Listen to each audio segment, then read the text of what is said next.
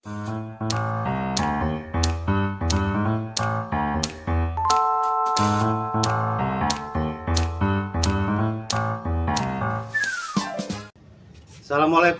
warahmatullahi wabarakatuh. Salam Pranata. Hari ini kita kembali lagi bertemu membincangkan hal-hal yang selama ini menjadi topik-topik menarik di dalam Pranata TV. Podcast kali ini kita menghadirkan seorang tokoh yang cukup dikenal, tokoh yang cukup menjadi panutan, tempat orang banyak bertanya. Beliau adalah tokoh Binjai, namanya Haji Muhammad Sajali atau biasa dipanggil Bang Bajor. Beliau tokoh partai dari Demokrat, pernah menduduki sejumlah jabatan yang cukup strategis di Binjai, terutama di legislatif. Dan hari ini kita membincangkan seputar persoalan politik yang juga masih dalam perbincangan dalam skala nasional. Kita langsung sapa saja Bang Bajor yang telah hadir di hadapan kita. Assalamualaikum Bang Bajor. Waalaikumsalam Bang Nas. Apa kabar? Sehat? Sehat, alhamdulillah.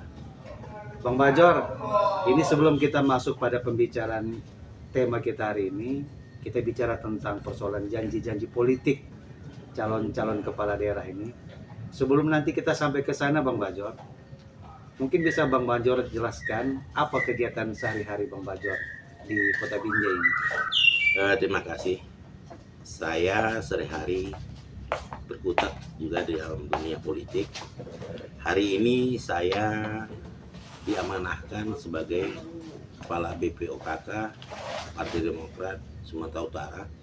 Sebelumnya saya 2 periode menjadi Ketua DPC Partai Demokrat Kota Binjai, yang mana keseharian saya tidak jauh-jauh dari mengurus politik, baik itu politik harian seperti saya di partai, dan sekarang saya fokus untuk Pilkada Kota Binjai. Oke Bang Bajor, ini sekarang kita sudah masuk pada satu ruang ya, suasana politik ya. Dan mungkin tidak lama lagi ini khususnya Kota Binjai akan melakukan pilkada pemilihan wali kota Binjai untuk 2024, 5 tahun ke depan. Nah, kita melihat bahwa kalau Partai Demokrat ini kan mengusung Bapak Amir Ya, dan Hasanul Jihadi, biasa dipanggil Mak Amir atau Bang Jiji ya. Iya. Nah, kedua tokoh ini kan menjadi dua tokoh yang memang diusung oleh Partai Demokrat. Mungkin bisa Bang Bajor jelaskan sedikit kenapa Partai Demokrat mengusung kedua tokoh ini untuk memimpin Binjai 5 tahun ke depan. Mak Amir ini kan sudah pernah memimpin yang lalu ya. Nah, ini sekarang diminta lagi kesediaan beliau untuk memimpin Binjai. Mungkin bisa Bang Bajor jelaskan. ya sangat menarik sebenarnya pertanyaannya. Kenapa harus Amir? Ya. Satu, saya tegaskan, Amir inilah salah satu kader terbaik kami. Beliau hari ini menjadi Ketua Dewan Kehormatan di Partai Demokrat Sumatera Utara. Itu yang pertama. Yang kedua, Demokrat melihat di sini Amir ini mampu untuk mengimplementasikan dia sebagai kepala daerah yang benar-benar bisa membawa misi visi Demokrat, mensejahterakan rakyat. Itu bisa kita lihat dari rekam jejak. Artinya, kenapa harus Hasanul Jihadi? Dalam politik itu biasa ada, dan saya meyakinkan inilah kolaborasi terbaik dari pemimpin Binjai. Dari kelompok yang kita katakan Amir secara kemampuan, secara usia cukup matang. Jiji ini tokoh muda. Dia ini masih berusia 36 tahun, tapi kan tentang Pilkada Binjai, muda ini kan bukan tentang usia. Muda ini tentang gagasan. Ini satu kolaborasi yang bagi saya sangat mumpuni untuk memimpin Binjai ke depan. Itu saya pastikan. Dan kenapa Amir ini, ya satu dia kader utama. Yang kedua, partai meninggalkan jejak. Di sini kita bisa lihat bagaimana keberhasilan seorang Amir Hamzah untuk memajukan Binjai. Kita katakan kita sekarang tidak berretorika. Saya bicara tentang rekam jejak yang sudah dilakukan oleh seorang Amir Hamzah. 3 tahun 8 bulan tepatnya beliau memimpin Kota Binjai. Kita tahu bahwa secara nasional kita kemarin terjadi pandemi 2 tahun. 2 tahun itu kita harus mengurus COVID. Beliau itu efektifnya memimpin Kota Binjai ini hanya 1 tahun 8 bulan sampai hari ini. Kita bisa lihat bagaimana seorang Amir Hamzah dapat menyelesaikan visi misinya waktu itu dengan almarhum Juliadi. Berdirinya Masjid Al-Fatih itu merupakan ikon.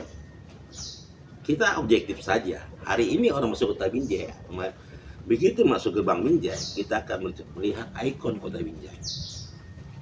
Ini akan berkelanjutan, akan dibuat nanti Quran Center yang anggarannya sudah diketok ya untuk aula almarhum Pak Juliadi dan ada miniatur Ka'bah. Dan ini sangat bermanfaat bagi Kota Binjai. Artinya,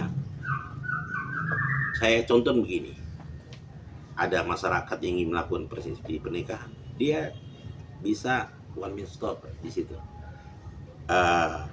Akadnya di masjid, turun nanti ke aula untuk resepsinya. Silakan pakai untuk masyarakat Binjai. Apa kompensasinya? Ya, mungkin uang kebersihan. Tapi kalau tidak, silakan. Itu milik Kota Binjai. Itu dari sisi religius. Kita bicara tentang perekonomian. Hal yang saya yakini, hari ini wali kota Amir Hamzah ini mampu membawa anggaran dari APBN, mendirikan, merevitalisasi pasar Tapip dengan anggaran 78 miliar. Pembangunan jalan Paya Roba. Bagaimana sekarang seorang Amir Hamzah itu mampu untuk mengelola Basnas yang hari ini sangat luar biasa. Saya tidak membandingkan dengan wali kota sebelumnya. Tapi ini kan rekam jejak yang berbicara. Di sini tidak ada janji, rekam jejak. Bagaimana sekarang Binjai ini kelihatan bersih. Lihat kalau sekarang ini di lapangan Merdeka itu sudah tertib. Pedagang silakan berjualan. Saya melihat sisi humanis di seorang Amir Hamzah. Begini, di tanah mereka itu silakan pedagang berjalan. Tidak dia ganggu, tapi habis itu dibersihkan. Artinya perekonomian kelas tingkat bawah pun bergerak, diangkat. Sekarang orang Medan, orang Langkat itu silakan ke Bang Nas cek. Setiap satu banyak berkumpul di lapangan Merdeka. Dan kita sekarang memastikan lapangan mereka itu jauh lebih baik dari sebelumnya. Saya rasa itu Bang Nas. Jadi artinya di masa kepemimpinan Pak Amir yang lalu ini, begitu masuk Kota Binjai, nuansa religius langsung tergambar. Iya, itu yang saya maksud. Memang di situ kita lihat itu tidak terbantahkan. Kalau hari ini ada isu begini, itu subjektif. Iya. Saya mencoba hari ini, ayo kita berpikir secara objektif. Iya. Realitasnya. Jadi memang itu yang tidak terbantahkan. Itu yang membuat sekarang ini seorang Amir Hamzah sangat kuat di akar rumput. Saya menyaksikan sendiri bagaimana antusiasnya orang setiap kita turun tatap muka. Itu luar biasa. Karena saya juga selain sebagai BPKK jabatan saya menjadi ketua tim penasehat di tim pemenangan Amir Hamzah dan Hasan Mujahdi ini. Nah artinya Bang Bajor bahwa sosok Pak Amir ini bukan calon pemimpin yang sebatas hanya janji-janji, Ya. tetapi sudah menunjukkan ada satu bukti kerja. Ya, karena kan ini ada rekam jejak. Iya. Ini nggak bisa dibohongi loh. Iya. Hari ini Amir Hamzah itu yang saya tahu pasti 18 penghargaan yang sudah dia ambil, yang dia sudah raih. Itu suatu prestasi yang sangat luar biasa. Jadi memang nggak kita bisa nafikan lagi. siapa yang Amir Hamzah ini. Ya, suka tidak suka, kita harus mengakui bahwa beliau mendapat penghargaan tentang pemberantasan korupsi, Basnas, banyak, ada 18 penghargaan yang beliau terima hari ini. Saya rasa itu, Bang Nas. Jadi janji politik apakah bisa menjamin seseorang itu bisa bakal dipilih masyarakat? Menurut Bang Bajor gimana? Begini, Iya. ini yang substansial bagi saya. Iya, Janji politik itu dibutuhkan, betul. ya. Kalau pemimpin tanpa janji politik, itulah sejelek-jeleknya berpolitik. Karena tidak ada nanti alat ukur untuk ini. Tapi janji politik ini jangan menjadi objek tipu daya, objek hanya untuk menarik simpatik. Bagaimana rakyat ini simpatik, terus kita memperdaya masyarakat ini yang bahaya. Bahwa janji politik itu harus terukur. Banyak hari ini di Binjai ini, di kota kita ini ada 4 kepala daerah. Ada 4 calon kepala daerah. Kita bisa lihat, Bang Nas, semuanya berjanji. Tapi mampukah seorang pemimpin itu merealisasikan? Jangan dibuat masyarakat ini jadi bodoh. Jangan masyarakat ini dibuat ada pembodohan. Masyarakat sekarang sudah cerdas. Masyarakat sekarang itu sudah mampu melihat bagaimana mengukur sebuah janji politik. Bukan karena saya dengan Pak Amir Hamzah, saya bilang janji politik Pak Amir Hamzah itu Tidak perlu. tidak perlu. Seorang pemimpin memerlukan janji politik. Tinggal bagaimana sang pemimpin itu memberikan janji politik yang secara moral dapat diukur. Jika ada seorang calon mengatakan nanti masyarakat tunggu saja di rumah setiap bulan kita bantu 2 juta, itu kan tidak realistis. Itu kan pembodohan. Hati-hati sekarang dalam hal ini. Masyarakat sudah sangat cerdas. Jadi tidak hanya sebatas dibutuhkan janji, tapi juga harus ada bukti ya. Oh iya, Karena kalau berjanji itu bisa membuat orang iya. Karena kan itu jadi tanggung jawab moral sang pemimpin, sang calon. Kita tidak hanya mengumbar janji. Janji manis yang dia umbar, ternyata dia tidak bisa realisasikan. Karena kita tahu janji politik itu berkaitan juga dengan visi misi. Visi misi kita pertanggungjawabkan dengan masyarakat. Kenapa? Visi misi akan dituang di buku di RPJMD. Ini kan harus kita penuhi. Banyak orang tidak tahu bahwa kalau tidak penuhi, masyarakat bisa class action. Makanya bagaimana seorang pemimpin itu, seorang calon kepala daerah itu, saya rasa wajib dengan janji politiknya, tapi berjanjilah dengan hati yang nurani. Berjanjilah dia mengeluarkan janji itu bukan hanya mengambil simpati dari masyarakat. Saya katakan sekali lagi, masyarakat Binjai sekarang cerdas. ya. Itu saja, Bang Nas. Kemudian gini Bang Bajor, ini kan sekarang kita melihat ya ada beberapa wacana, bahkan mungkin juga ditemukan di lapangan ada semacam ketidaknetralan ini, atau ada semacam keberpihakan, ya katakanlah mungkin pejabat-pejabat pemerintah atau institusi terkait yang ada indikasi ke sana arahnya sepertinya. Menurut Bang Bajor ini gimana? Sangat benar, Bang Nas. Artinya saya sedih melihat kondisi Binjai hari ini.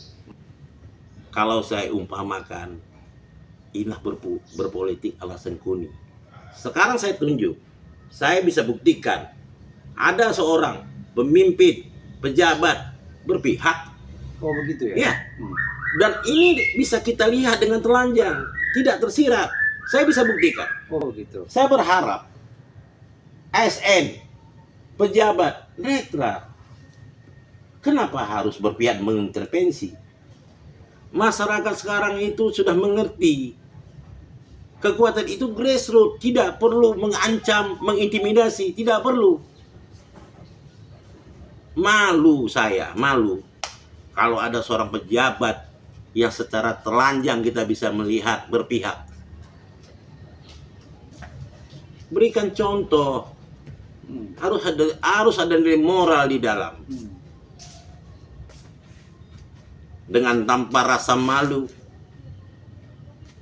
memanfaatkan kedudukannya, posisinya sebagai pejabat, berpihak kepada salah satu paslon yang seharusnya dia itu netral, yang seharusnya dia itu mampu mengayomi masyarakat, bukan menjadi alat. Kita ini merdeka. Saya ingatkan, kita ini merdeka. Hati-hati. Kenapa masyarakat demokrasi kita harus dijajah lagi? Dia lupa bahwa ada yang tidak bisa dia intervensi. Apa itu? Pikiran. Pikiran kita ini bebas merdeka. Pak Nas. Sekarang Pak Nas boleh kita dikurung. Saya ilustrasikan ini. Pak Nas di dalam penjara. Memang fisik Pak Nas di penjara. Ya. Bisa pikiran Pak Nas di penjara? Tidak bisa. Nah, itu yang saya maksud. Janganlah berpolitik dengan cara-cara ala sembunyi. Saya tidak jelaskan apa itu sembunyi. Silakan aja nanti lihat apa dan siapa itu sembunyi. Saya berharap, ayo kita pakai moral kita, pakai etika kita sebagai pejabat. Mungkin bisa begini Bang Bajor. Bang Bajor jelaskan seperti apa memenjarakan pikiran orang dalam kondisi saat ini.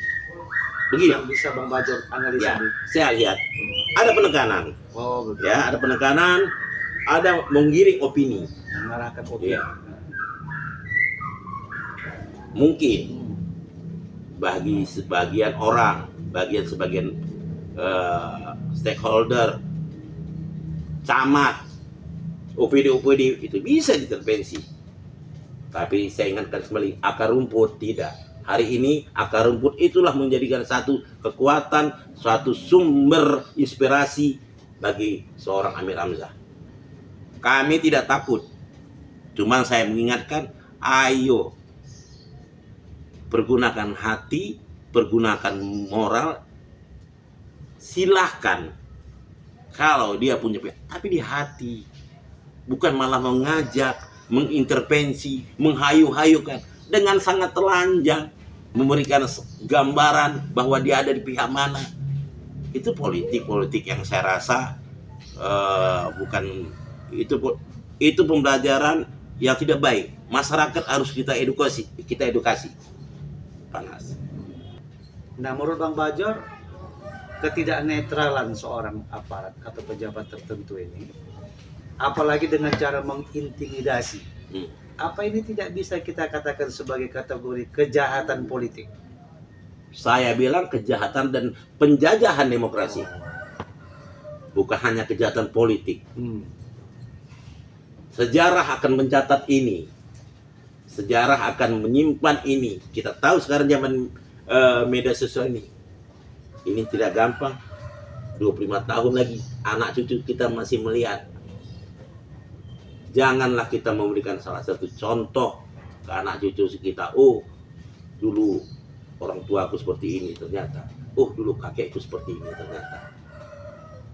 Ini Binjai kita punya semua. Binjai kota saya, kota kawan-kawan, kota masyarakat. Biarkan mereka memilih dengan demokrasi. Jangan dijajah.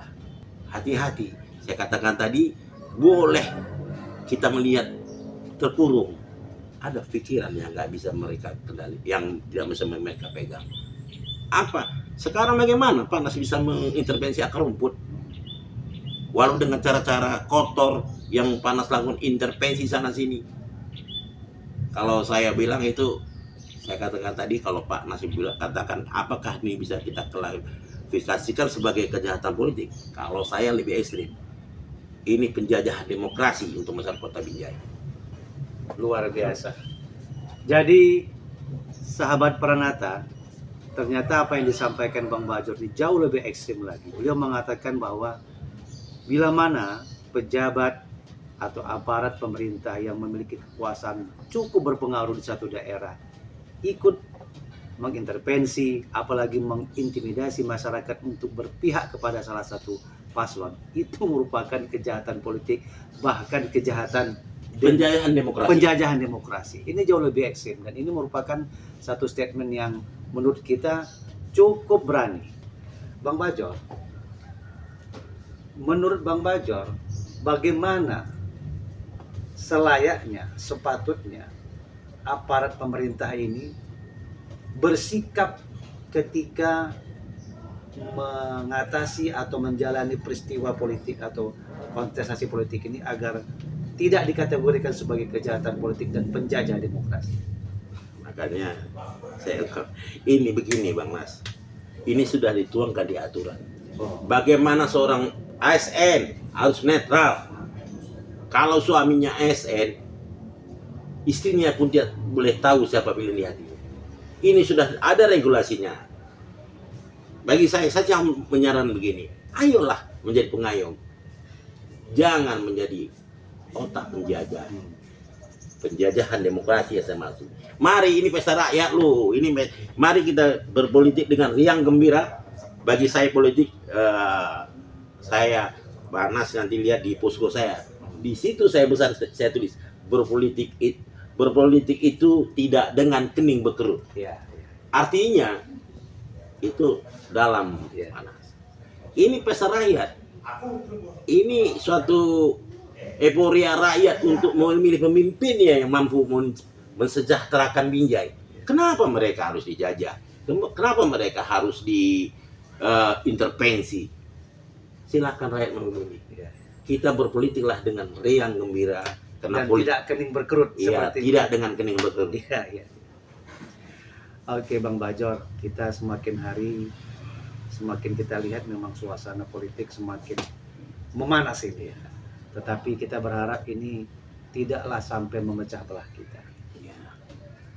Mungkin di closing statement kita ini kita minta kepada Bang Bajor, apa kira-kira harapan atau pesan-pesan yang bisa Bang Bajor sampaikan ke masyarakat Binjai atau kepada siapa saja khalayak menjelang Pilkada 2024. Silakan Bang Bajor. Pertama saya ingin mengatakan begini kepada para pejabat, kepada para ASN dan kepada yang berkepentingan atas untuk pilkada ini. Masyarakat sudah pintar.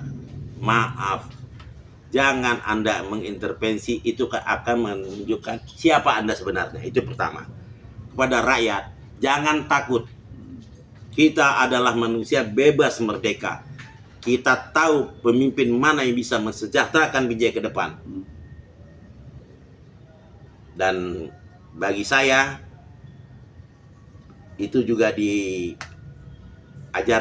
di agama saya, ada 4 ciri-ciri pemimpin ke depan.